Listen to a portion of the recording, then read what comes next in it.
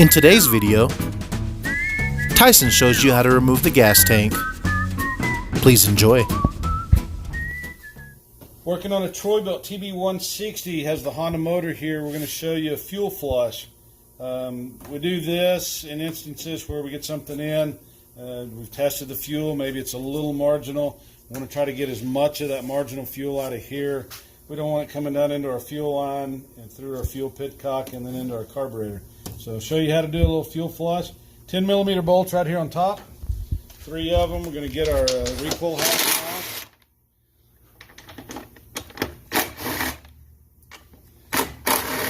Again, every mechanic out there ought to invest in a few magnetic dishes. Keep all your nuts and bolts together. So we've gotten our recoil housing off.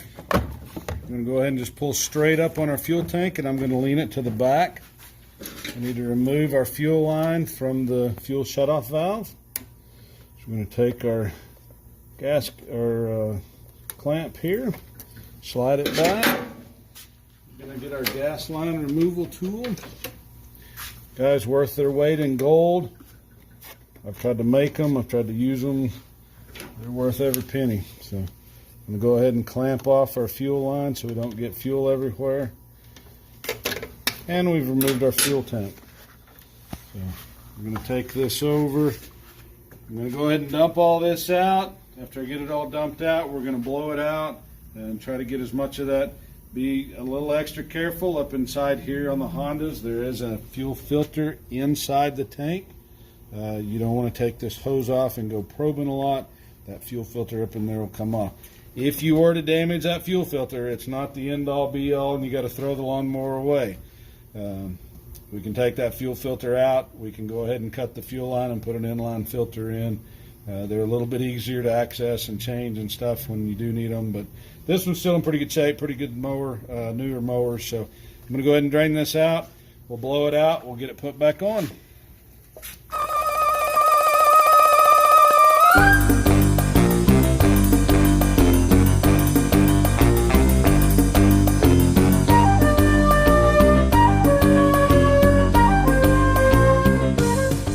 Got the gas tank off of our Honda, our Troy-Bilt mower with the Honda motor. Going to show you a couple of things with that.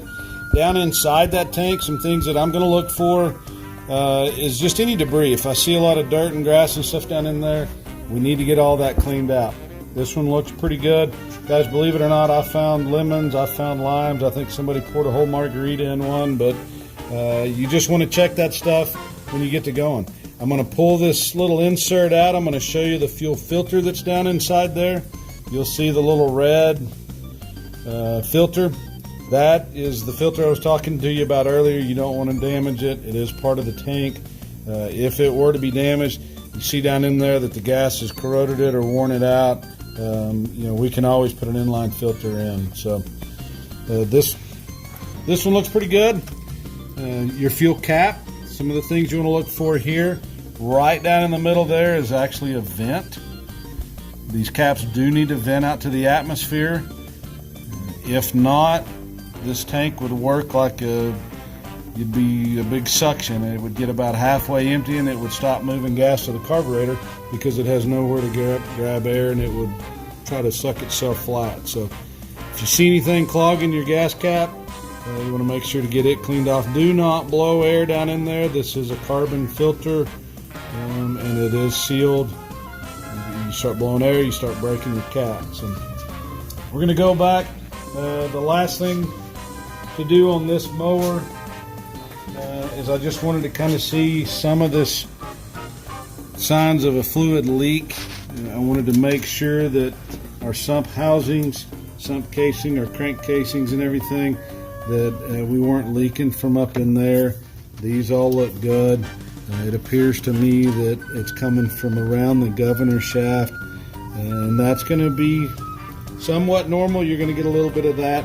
When that piston goes down, you're building up a little bit of pressure in your crankcase. It's got to come out. Most of it's going to come out through your crankcase breather tube, but you will see a little bit if the machine's a little overfilled or something. You may see a little seepage there.